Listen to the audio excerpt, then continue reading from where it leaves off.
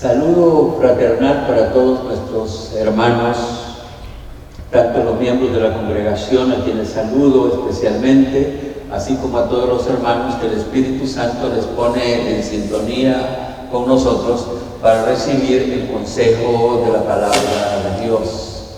Desde ya quiero pedir a los hermanos que me escuchan y me ven en cualquier parte, para que este mensaje es más dirigido a la congregación, pero por supuesto cada oyente le podrá sacar su personal aplicación, pero estoy pidiendo disculpas porque el mensaje más estará dirigido a la congregación, repito, pero todos los que le pongan la atención debida podrán sacar el provecho de conocimiento que se necesita. Como ustedes recordarán, estos días he estado llevando una serie de predicaciones bajo el título El culto. Y a pesar de ser consciente que lo que he dicho sobre el culto es mínimo, para no cansarles, voy a dejar esta serie hasta ahí para abordar otros temas no menos importantes, siempre con el propósito de edificar a los oyentes, aspecto que es mi principal responsabilidad. Un 6 de agosto, pero del año de 1988, en el culto del segundo aniversario de la iglesia, se inició la construcción del edificio que todavía nos abriga, acto en el cual se colocó la primera columna del templo, de nuestro templo, específicamente la de la esquina, la columna de la esquina sur-oriente de nuestro edificio. En ese culto se colocó esa columna, o cuando menos las primeras piedras de esa columna. Retrocediendo en mis recuerdos sobre aquellos días y sobre aquellos hechos, me sentí obligado a presentar gratitud al Espíritu Santo por lo que hizo y ha hecho para hacer posible la construcción de este tabernáculo, así como el establecimiento de esta congregación. Por supuesto que los objetivos espirituales al recordar aquellos hechos son, en primer lugar, presentar muestras de gratitud al glorioso Espíritu Santo por haber hecho posible la existencia de Centro Cristiano, de esta congregación, así como tener esta casa dedicada exclusivamente para adorar y predicar la bendita palabra, lo cual hacemos en este mismo momento. Por otro lado, ese recuerdo de lo que ha pasado en nuestra historia tiene el propósito de despertar a cada miembro de la congregación, a fin de comprender y aceptar que hemos estado y estamos en un propósito específico del Espíritu, pero lamentablemente no hemos comprendido ni aceptado que en semejantes condiciones hay un precio que tenemos que pagar. No lo hemos comprendido todavía. Una congregación con semejantes manifestaciones de respaldo divino como lo hemos sido nosotros, no puede ser una congregación cómoda, temerosa, diminucha, apocada, con falta de unidad y un poquito tacaños por el otro lado. Y esto debemos de levantarnos y despertarnos, no por causa de lo que dirán, sino por causa del que tiene un propósito con esta congregación, por causa del Espíritu Santo. Aún estando en el exilio, no pudiéndonos congregar como deberíamos por causa de este coronavirus, desde esta casa de oración, que es testigo mudo de lo que el Espíritu Santo ha hecho para nosotros, estoy haciendo un llamado a cada miembro, a a cada hermano de la iglesia que se denomina miembro de esta congregación a levantarse y hacer diferencia y pagar el precio que se paga cuando se está en un proyecto y propósito de Dios. A pesar de la enorme emoción del momento, también tengo la obligación de ordenar los aspectos que el Espíritu Santo puso en mi mente y corazón para compartir en esta predicación. Debo de ordenarlo. El tema de esta predicación es el precio que se paga cuando se es colocado en un proyecto o propósito específico de Dios.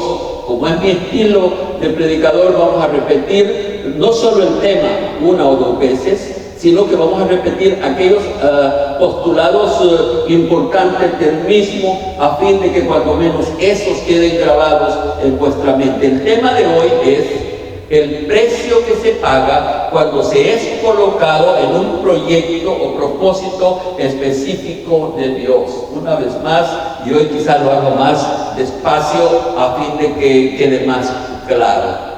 El precio, es el tema, el precio que se paga cuando se es colocado en un proyecto o propósito específico de Dios. El tema para hoy. No estoy hablando de participar en un propósito general de Dios, por favor, eso quede claro. No estoy hablando de participar en un proyecto general de Dios, sino que estoy hablando de participar en un proyecto o propósito específico y directo de Dios. No estoy hablando de cosas generales, sino específico, un proyecto específico de Dios. La salvación, por ejemplo, es un proyecto y propósito general de Dios. La salvación es un proyecto de Dios, pero es general, ofrecido a la humanidad entera, y es el ser humano que voluntariamente debe de decidir si acepta o rechaza o participa en ese proyecto o propósito de Dios. La decisión es de la persona si acepta o rechaza participar en ese proyecto. Pero hay propósitos, planes o objetivos de Dios que son específicos y hasta tienen nombre, tienen destinatario, tienen fecha, tienen un tiempo. Y esos proyectos de Dios sí tienen un precio que pagar, y sobre eso trata la predicación de hoy, como lo dice su tema. Es decir, que la persona o familia o pueblo seleccionado o escogido para participar en un proyecto o en un propósito específico de Dios, sí debe de pagar un precio que por supuesto no es económico, sino que es un precio más alto que lo económico, pero se tiene que pagar un precio. Ejemplos bíblicos de personas colocadas en un propósito de Dios, mi primera división del tema. Ejemplos bíblicos de personas colocadas en un propósito de Dios. ¿Y cuáles son esos ejemplos? La lista bíblica de personas que fueron colocadas en un proyecto o propósito de Dios es larga, pero por asuntos de tiempo me voy a referir a tres: Abraham, el pueblo de Israel, y Pablo. Voy a repetir estos nombres porque estas personas, según yo, hay muchísimos más, pero en esta predicación me voy a referir a estas personas que fueron colocadas en un propósito específico, en un proyecto específico de Dios. ¿Quiénes son? Abraham por un lado, el pueblo de Israel, que sería una extensión del primero, y el pueblo y Pablo. Dos del Antiguo, de lo que acabo de decir, dos del Antiguo Testamento y uno del Nuevo, dos personales y uno colectivo en los ejemplos que vamos a considerar. En primer lugar, hablamos de Abraham, fue colocado en un proyecto específico de Dios. Abraham fue colocado en un proyecto específico de Dios. ¿Pidió Abraham ser colocado en ese propósito específico de Dios? Claro que no. Pero Dios, que es soberano, lo escogió y colocó en un proyecto específico. Él lo escoge y lo coloca sin que Abraham pidiera ser colocado. Sobre los versículos 1 al 3 del capítulo 12 de Génesis, que habla al respecto, me voy a referir primero, no en el orden como están los versículos, me voy a referir primero, me voy a permitir primero leer los versículos 2 y 3, y después el versículo 1, y ya comprenderán la razón. Los versículos 2 y 3 dicen: haré de ti una nación grande, te bendeciré, engrandeceré tu nombre y serás bendición. Versículo 3 dice: bendeciré a los que te bendigan, y a los que te maldigan, maldeciré, y serán benditas en ti todas las familias de la tierra. Estos versículos describen el proyecto de Dios, describen el propósito de Dios en el cual estaba siendo colocado Abraham. Iba a ser bendición, iba a ser padre de todos los creyentes. Pero el versículo 1 describe el precio que debería de pagar, el precio que debería de pagar. Dice el versículo 1, Jehová había dicho a Abraham, mire lo que le dijo: vete de tu tierra y de tu parentela y de la casa de tu padre a la tierra que te mostraré. Vete, tienes que salir de tu gente y de tu tierra. ¿Y cuál era ese proyecto específico de Dios? Empiezo por el proyecto: iniciar una nueva raza humana fundamentada en los mismos deseos de Dios, y con ese propósito se busca a un hombre y lo coloca en ese proyecto. Pero el asunto más importante de esta predicación es el precio que se paga al ser colocado en un proyecto de Dios. ¿Y cuál fue el precio que debería de pagar Abraham? ¿Cuál fue el precio que Abraham pagó, mejor dicho? Por un lado estaba el mandamiento de salir de su tierra y de su parentela, salir de su tierra y de su parentela. Es posible que para cualquiera con espíritu de vagancia, y sé que varios de los que me están oyendo lo tienen, dijera: pero eso es fácil, eso de irse y dejar a la familia es fácil. Pero no para Abraham, que estaba apegado a sus padres. Seguro que para él fue difícil, y lo hizo porque vino como un precio que debía de pagar o debió pagar. Abraham se casó, escucha este detalle, está en la Biblia. Abraham se casó y no pudo dejar a su papá y formar su propio hogar. Miren qué hombre, porque la mayoría uno se casa y va a hacer su propio hogar. Pero Abraham no lo hizo. Abraham se casó y se queda con ellos, se queda con su papá. Escuchen lo que dice el versículo 31 del capítulo 11 de Génesis. Tomó Taré de su papá, a su hijo Abraham, y a Lot, hijo de Harán, hijo de su hijo, y a Sarai su nuera, mujer de su hijo Abraham, de su hijo Abraham, y salió con ellos de Ur de los Caldeos para ir a la tierra de Canaán. Pero cuando llegaron a Harán, se quedaron ahí. Como usted puede notar en estos versículos que hemos leído, Abraham se casa, ahí está su esposa, pero no deja a su papá. Estaba agregado, unido a su papá, porque este vínculo para él era demasiado fuerte. No era un hombre vago que le gustaba irse y andar por allá.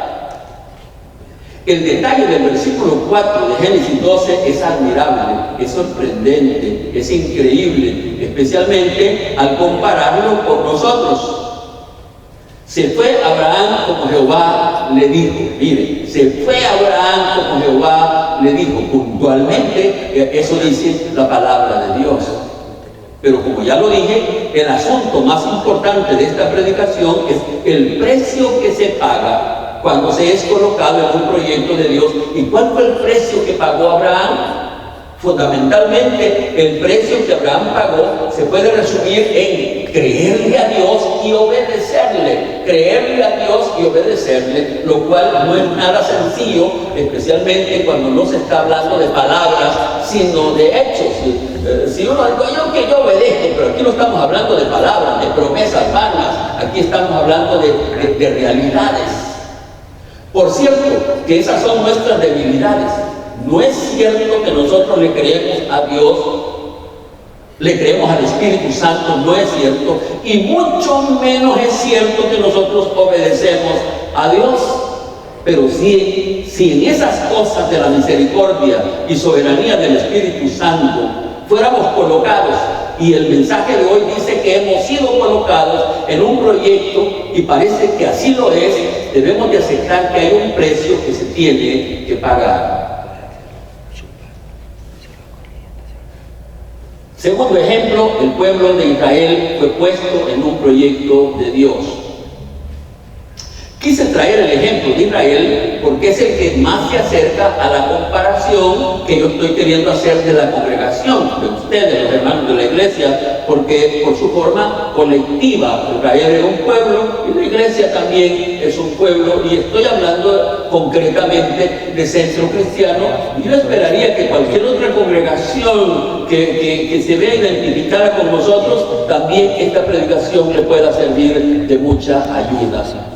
Después de la destrucción universal del diluvio, Dios tomó la decisión de tratar con un pueblo aparte, diferente a todos los pueblos de la tierra. Esa es la decisión de Dios. Por decisión de Dios, ese pueblo fue Israel. Y encontramos a ese pueblo esclavizado en Egipto, y en el proyecto de Dios, decide darle a Israel su propio territorio. Y con ese propósito lo saca de Egipto y van caminando a la tierra prometida, van rumbo a la tierra prometida. Ese proyecto de Dios de llevar al pueblo a su tierra se pudo realizar en 3 meses, pero se tardó 40 años porque el pueblo se volvió rebelde, blasfemo, idólatra e incrédulo, y no quería pagar el precio que le tocaba pagar, como es creerle a Dios y ser obediente a Él.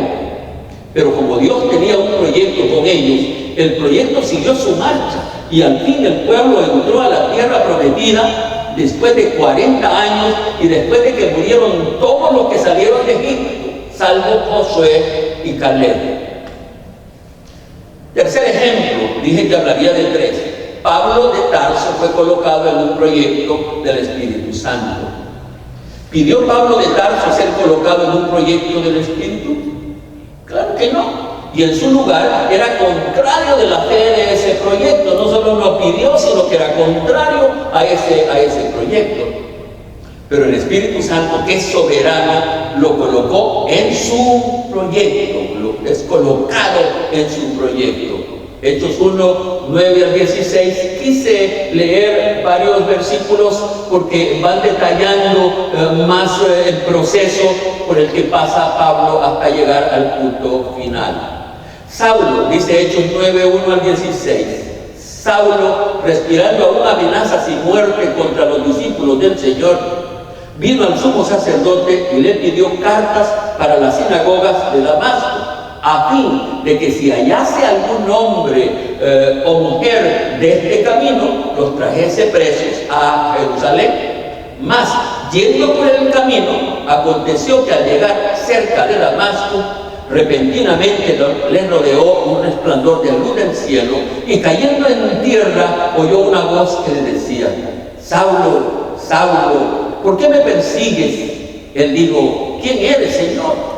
Y le dijo: yo soy Jesús a quien tú persigues. Dura cosa te dar voces, patadas contra el aguijón. Él, temblando y temeroso, dijo: Señor, ¿qué quieres que yo haga? Y el Señor le dijo: levántate y entra en la ciudad, y se te dirá lo que debes hacer. Y los hombres que iban con Saulo se pararon atónitos, oyendo a la verdad la voz, mas sin ver a nadie. Entonces Saulo se levantó de tierra y, abriendo los ojos, no veía a nadie. Así que, llevándole por la mano, le metieron en Damasco, donde estuvo 3 días sin ver, ni comió ni bebió.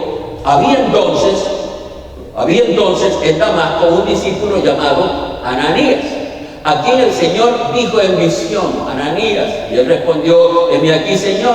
Y él le dijo: levántate y ve a la calle que se llama Derecha y busca en casa de Judas a uno llamado Saulo de Tarso, porque aquí él ora y ha visto en visión a un varón llamado Ananías, que entra y le pone las manos encima para que recobre la vista. Entonces Ananías respondió: Señor, he oído mucho acerca de este hombre, cuántos males ha hecho a tus santos en Jerusalén, y aún aquí tiene autoridad de los principales sacerdotes para prender a todos los que invocan tu nombre.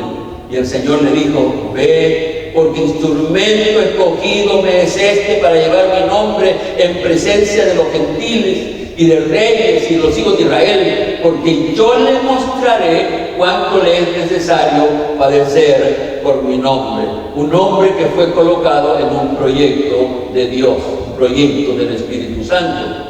Pero hoy estoy diciendo que el aspecto más importante de esta predicación, aspecto que he repetido varias veces, es el precio que se paga cuando uno es colocado en un proyecto de Dios. ¿Y cuál fue el precio que pagó Pablo por ser puesto en un proyecto del Espíritu Santo? Para empezar, él tuvo que renunciar a todas sus creencias y tradiciones, las cuales estaban arraigadas no solo en su mente, sino también en su corazón. Por otro lado, sufrió desconfianza y desprecio de unos y de otros. Los hermanos de la iglesia, sabiendo quién y lo que Saulo había hecho con los demás hermanos, le tenían miedo y no querían juntarse con él. Esto está bien descrito en la palabra de Dios. Hechos 9:26 dice que cuando Saulo llegó a Jerusalén, tuvo la intención de reunirse, ya era el deseo de él de reunirse con los discípulos, pero todos le tenían miedo porque no creían que fuera uno de ellos. Ellos creían que era una estrategia para acercarse a ellos y finalmente llevarlos a la cárcel o ordenar su muerte. Por otro lado, los judíos, especialmente sus líderes, quienes le habían dado autoridad por escrito para perseguir y matar a los de la nueva fe, no le perdonaban el cambio de fe y querían matarlo.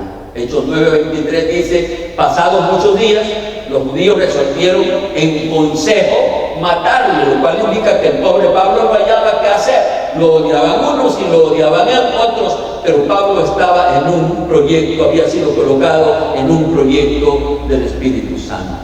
Finalmente Pablo, como fue llamado después, según la tradición, murió decapitado en la carretera de Ostia en el año 67 o 68. La tradición no es firme en su fecha.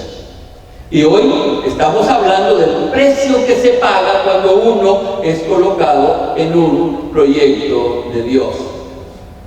Aspectos puntuales sobre los que son colocados en un proyecto de Dios. Permítanme repetir este postulado porque es otra de mis divisiones principales.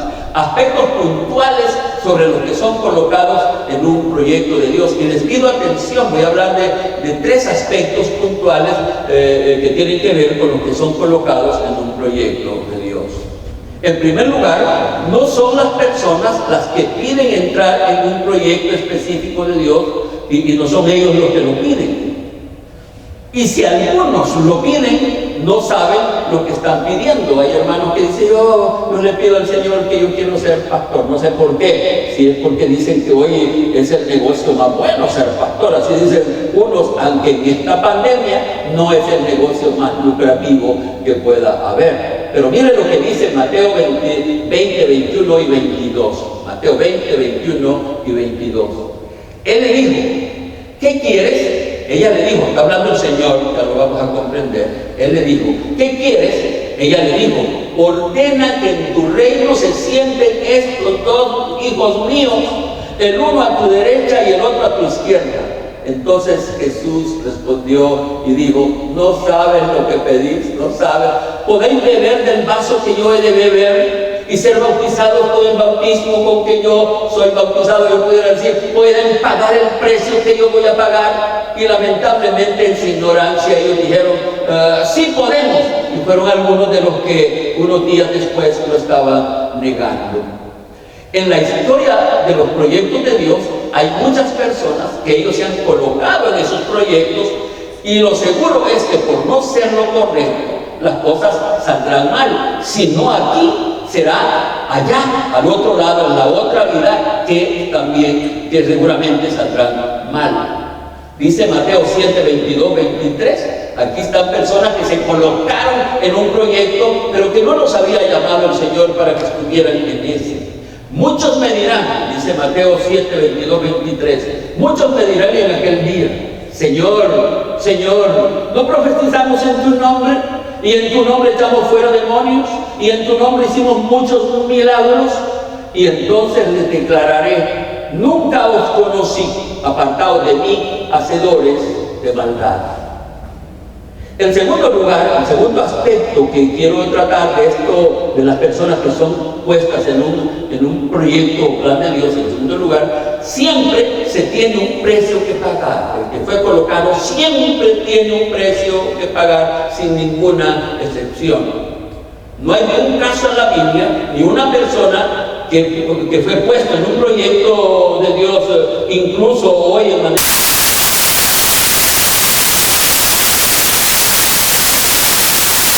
ni en la Biblia, ni en tiempos modernos, que es colocado en un proyecto de Dios que no pague un precio. Piensa en cualquier personaje de la Biblia, e incluso de personas contemporáneas que fueron colocadas por el Espíritu en un proyecto que no pagaron un precio. No hay una persona, porque si fue colocado por el Espíritu, siempre habrá un precio que pagar. Ese precio para algunos puede ser menos que para otros, pero siempre se paga un precio. En tercer lugar, el tercer aspecto a considerar en el precio que se paga cuando es colocado uno en un proyecto de Dios. En tercer lugar, seguramente tuvieron cualidades que agradaban el corazón de Dios, o reunían las condiciones necesarias para participar en determinado proyecto. Estoy diciendo que cuando una persona debió tener alguna cualidad, Dios en su sabiduría, en su omnisciencia, ya sabía que esa persona, en el caso de Pablo, así lo dice: instrumento escogido me es este. Traigo a memoria, quise compartir este versículo de Jeremías 1:7, porque en el caso de Jeremías, el Señor Jehová le dice: no digas soy niño, porque a todo lo que te envíe irás, y dirás todo lo que te mande. No temas delante de ellos, porque contigo estoy para librarte, dice Jehová. En el caso de Saulo, puntualmente, específicamente, el Espíritu Santo dice: instrumento escogido me es este para llevar mi nombre en presencia de los gentiles y de reyes y de los hijos de Israel. Con esto he compartido algunos aspectos puntuales sobre de ser colocado en un proyecto de Dios. Mi siguiente postulado es: el proyecto o propósito de Dios siempre se realiza aunque sea pasando por mucho dolor. Lo voy a repetir: el proyecto o propósito de Dios siempre se realizará, siempre aunque sea pasando por mucho dolor. Los casos más puntuales al respecto es el caso de Jonás, y también es el caso del pueblo de Israel, y pudiera mencionar otros ejemplos más. Jonás fue colocado en un proyecto de Dios, el cual consistía en ir a Nínive y advertirle de los juicios divinos que venían sobre ellos. Por algunas razones que pueden ser lógicas, Jonás se niega a participar en ese proyecto y decide huir en sentido contrario, y toma un barco que se dirigía a Tarsis. Y Jonás, dice la Biblia puntualmente, y Jonás se levantó para huir de la presencia de Jehová a Tarsis, y descendió a Jope, y halló una nave que partía para Tarsis, y pagando su pasaje entró en ella para irse con ellos a Tarsis, lejos. Eso es lo que algunas veces uno piensa: lejos de la presencia de Jehová. Y el Señor Jehová hizo levantar un gran viento que casi partía el barco, y después de investigaciones llegaron a la conclusión que el culpable de aquella tempestad era Jonás, por cuya causa Jonás es echado al mar, donde un gran pez se lo tragó. Ese pasaje y esa parte la tenemos hasta en un capítulo infantil. Después de 3 días dentro del vientre del gran pez, Jonás comprende y acepta que no hay alternativa. Cuando Dios lo coloca a uno en un proyecto, no hay alternativa. Y cuando uno ha sido colocado en un proyecto, Dios después va a hacer cualquier cosa. Y en el caso de Jonás, Después de lo cual, él lo acepta y reconoce que no hay otra alternativa. Y repito, después de lo cual el pez vomita a Jonás en las playas de Nínive, y todo lleno, me imagino yo, ya pueden imaginar lo que pasó, todo lleno de baba de pez, encontramos a Jonás predicando en Nínive, lleno de aquella baba y lleno de arena, aquel casi era un monstruo caminando. Y es que el asunto es que los proyectos de Dios siempre se realizan aunque sea pasando por mucho dolor. En el caso de Israel ya vimos de cómo tuvieron que morir todos los que salieron de Egipto, murieron todos, pero el Señor Jehová cumplió su proyecto hasta que se muere el último, pero el proyecto de Dios se tenía que realizar. Hoy viene una aplicación directa y específica, de la cual hice una breve aclaración al principio, y con muchas pruebas o evidencias voy a hablar de esta comparación. Centro Cristiano es un proyecto específico del Espíritu Santo. Lo repito, los miembros de Centro Cristiano saben que lo he hablado muchísimas veces, y quisiera convencer también de esta verdad a los que nos ven y escuchan por los diferentes medios. Centro Cristiano es un proyecto específico del Espíritu Santo. Lo que voy a decir a continuación no es para sentirse orgulloso o vanidoso, no es para eso, sino es para aceptar responsabilidad y evitar consecuencias tristes y lamentables, las cuales seguro, si no entendemos el mensaje, van a venir. Estoy diciendo que por las evidencias que voy a compartir a continuación, Centro Cristiano es un proyecto del Espíritu Santo. Voy a hablar de esas evidencias que garantizan que Centro Cristiano parece ser cierto, que es un proyecto del Espíritu Santo. La principal evidencia de que Centro Cristiano es un proyecto específico del Espíritu Santo es cómo se fueron dando las cosas, las diferentes cosas, cómo se fueron dando, indicando que sí, ahí hay un proyecto específico de parte del Espíritu Santo. Centro Cristiano no nació por una división como sucede en la mayoría de casos, ni tan siquiera como un campo o filial de otras congregaciones, ni tan siquiera nació como una iglesia, sino como un ministerio de servicios y evangelización por esos servicios. Los servicios eran medios de evangelización, y así nace Centro Cristiano. El nacimiento de Centro Cristiano es tan anormal que antes de ser iglesia ya tenía la propiedad donde se fundaría la iglesia, y se adquirió la propiedad como ninguna otra propiedad se ha adquirido. No tengo tiempo para hablar de todos los detalles, pero lo que estoy diciendo de manera puntual me va a llevar al punto que quiero llegar.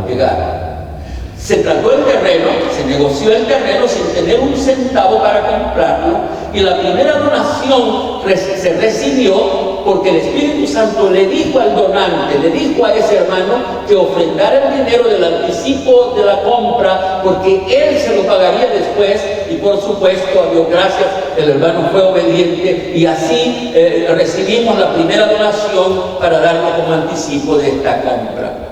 El día que tomamos posesión, otra evidencia más, el día que tomamos posesión de la propiedad, físicamente tembló el que solo se sintió en la propiedad, aspecto del cual fueron testigos no menos de 300 personas, en las que habían unos 100 o más pastores que habían asistido al culto de toma de posesión. Y cuánto me alegraría que algunos de esos pastores estén oyendo esta predicación para confirmar que es cierto lo que el pastor Amaya está diciendo. Iniciamos los trabajos de construcción de este templo, del cual hoy se produce esta señal, con tan solamente 6,000 colones. Y finalmente el edificio se terminó con un costo de 150,000 colones, y no se sabe cómo vinieron los fondos, porque en esto es un proyecto del Espíritu Santo. En la parte ministerial, que ya no es una parte tan material, sino más entra en lo espiritual, en la parte ministerial, yo no podría ser pastor en ese tiempo de una congregación local, porque era el vicesuperintendente de las Asambleas de Dios, y tenía la responsabilidad de su supervisar un determinado número de iglesias y en esas circunstancias no podía yo ser pastor. Sin embargo, al tener un terreno tan amplio y en una zona muy apropiada, sentimos la necesidad de tener una congregación.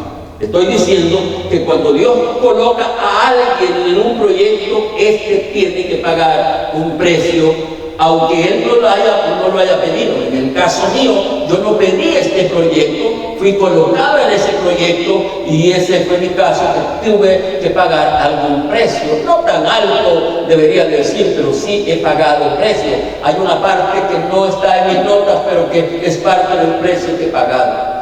En las elecciones del siguiente año fui removido, no solo de mi condición de vicesuperintendente general de las Asambleas de Dios, sino del comité total, quedándome libre para tomar la dirección no solo de la iglesia, sino del ministerio, o no solo del ministerio, sino de la iglesia misma. Dije al principio que estoy convencido que Centro Cristiano es un proyecto del Espíritu, y cuando las cosas son así, las cosas se irán dando hasta llegar al punto que el Espíritu Santo quiere llegar. En el correr de la historia del Centro Cristiano llegamos al año 1996, y a pesar de que las cosas relativamente caminaban bien, espiritualmente yo estaba pasando por una crisis en la que pensaba que el mundo se me venía encima y fallaba que decir. En aquella condición tomé la decisión de someterme a un periodo de ayuno sin que nadie de la iglesia supiera, inclusive mi familia, buscando superar aquella crisis, buscando tener alguna salida. En aquella búsqueda llegué al día 39 de mi cadena de ayunos, y para hablar en verdad, por supuesto que esos ayunos fueron interrumpidos, o eran interrumpidos por la cena, lo cual indica que yo solo suprimía el desayuno y el almuerzo, y ahí en las tardes cenaba. Y llegó el número 39, y tirado de espaldas en la grada de la entrada de nuestra casa de oración, la cual ahorita mismo estoy mirando, tuve la experiencia que era parte del proyecto del Espíritu, en el cual pastor y congregación estaban siendo colocados. En esa tarde el Espíritu Santo se me reveló, llevándome por toda la Biblia sobre quién es Él, especialmente sobre su ministerio en la dispensación de la gracia, porque comprendí, así está escrito en la palabra de Dios, que el que dirige la iglesia y las cosas del mundo en la dispensación de la gracia de Cristo hasta la traslación de los santos o arrebatamiento de la iglesia es el Espíritu Santo. Lo entendí, me confronté en esa tarde. También esa tarde me comprometí, en primer lugar, a indagar, estudiar la Biblia sobre la persona del Espíritu Santo, y también me comprometí que hablaría de Él a donde quiera que se me diera la oportunidad, lo cual he tratado de hacer. El ser colocado, mi siguiente postulado, el ser colocado en un proyecto de Dios, hay precio que pagar, es lo que vengo diciendo. Pero el asunto es que cuando un pastor y una congregación son colocados en un proyecto del Espíritu, estos tienen que pagar un precio, y esa parte nosotros no la hemos comprendido o no la queremos aceptar. ¿Y cuál es el precio que se debe de pagar? Fundamentalmente es creerle al Espíritu y obedecerle, lo cual, como lo dije al inicio, no es tan fácil como parece. Estoy diciendo que fundamentalmente el precio que se paga cuando uno es colocado en un proyecto del Espíritu específicamente es creerle a Dios y obedecerle, creerle al Espíritu y obedecerle, lo cual, dije al inicio, no es tan fácil, como parece. En detalles, el precio que tenemos que pagar son los aspectos siguientes. El precio que tenemos que pagar como congregación, y les pido, hermanos, que presten atención, porque yo lo estoy haciendo, porque es precio que debe de pagar la congregación y el pastor. Y el precio es, tenemos que vivir en el Espíritu. Ese es el precio a pagar, vivir en el Espíritu.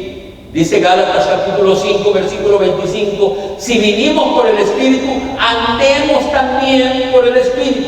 Esto no es de palabra, es de hecho. Cuando se vive en el Espíritu, se desechan las obras de la carne. Así dice la cita que hemos leído. Gálatas 5, 16 al 23 dice, digo pues, andad en el Espíritu y no satisfagáis los deseos de la carne.